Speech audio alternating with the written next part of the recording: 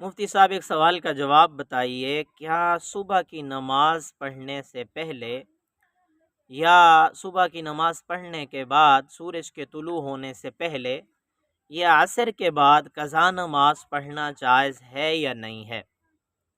اس سوال کا جواب یہ ہے کہ صبح کی اذان کے بعد اور صبح کے فرائض پڑھنے سے پہلے قضا نماز پڑھنا جائز ہے۔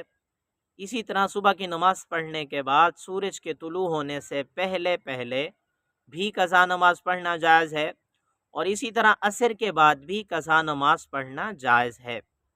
یہی فتاوی قاضی خان اور جامع الفتاوی میں یہ تفصیل موجود ہے۔ باقی رہ گئی بات کہ 3 اوقات ایسے ہیں جس میں قضا نماز پڑھنا جائز نہیں ہے۔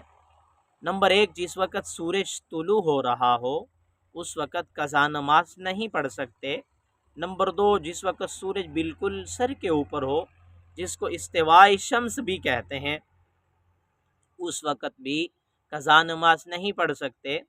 نمبر 3، جس وقت سورج غروب ہو رہا ہو تو اس وقت بھی قضا نماز نہیں پڑھ سکتے۔ ان 3 اوقات کے علاوہ کبھی بھی کسی وقت بھی کوئی بھی قضا نماز پڑھی جا سکتی ہے۔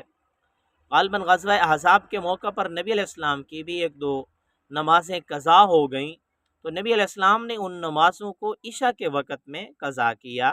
عشاء کے وقت کے اندر صحابہ کرام بھی ساتھ تھے، آپ علیہ السلام نے اور صحابہ کرام نے ان نمازوں کی قضا کی، ان نمازوں کو پڑھا۔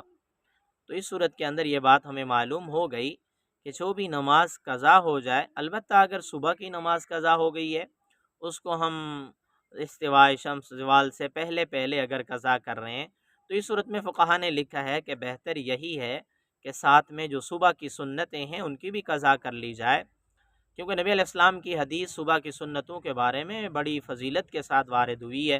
نبی علیہ السلام نے فرمایا، رکعتي الفجر خیر من الدنیا وما فیہا، صبح کی 2 رکعتیں دنیا ما فیہا سے بہتر ہیں، اس لیے ان سنتوں کی تو قضا کر لے۔